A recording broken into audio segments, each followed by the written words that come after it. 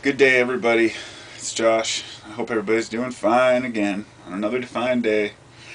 It's actually really cold, but I can deal with that with layers.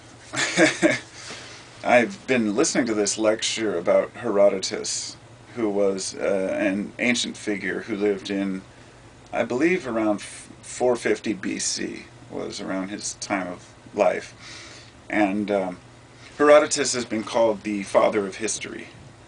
And I just wanted to share kind of some of the an interesting idea back was today we have a word for history.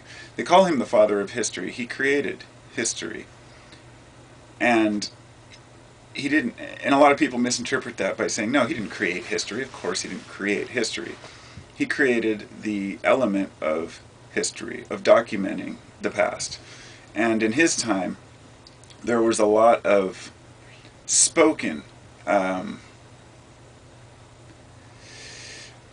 guess you'd call them legends, myths and legends.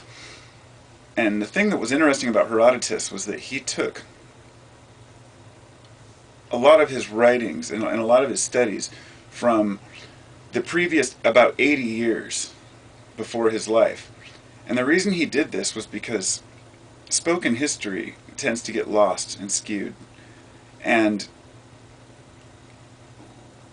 the speaker on the lecture said, you'll notice how sometimes, people will talk about their grandparents, and people will talk about their great-grandparents and what their great-grandparents did.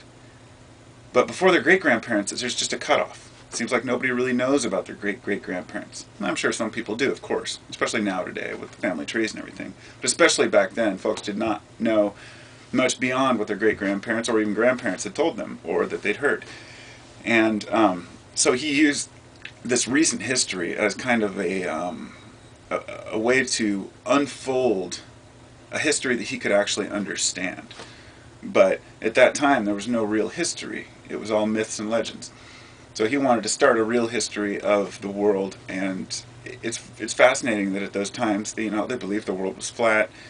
They believed that some of these people had theories that the sun was out of its place in the sky due to the wind. I mean, they believed that the wind and the sky and the sun were all entwined in this one little area, and that the sun was affected by the earth. And it's interesting to see these very intelligent people, going into their later years, spending all this time, and all they had for history was the written documents that were near them. And they couldn't go across the ocean to go look at other cultures. Or, they could, but they would spend years just getting there and back.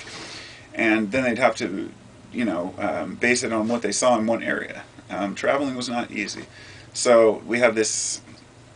I just wanted to kind of give a shout out to all the historians who have made it possible for us today to seek knowledge in a new way.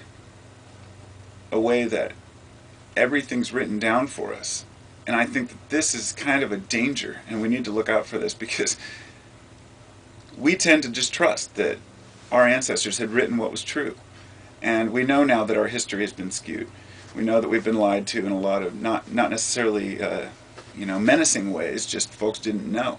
And that's been mankind's plight since the beginning, was if we don't know something, to draw a conclusion or make an assumption about that. It must be this, or it must be that.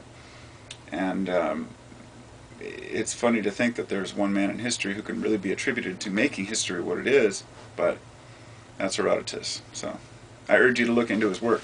He did some fascinating writing. Peace.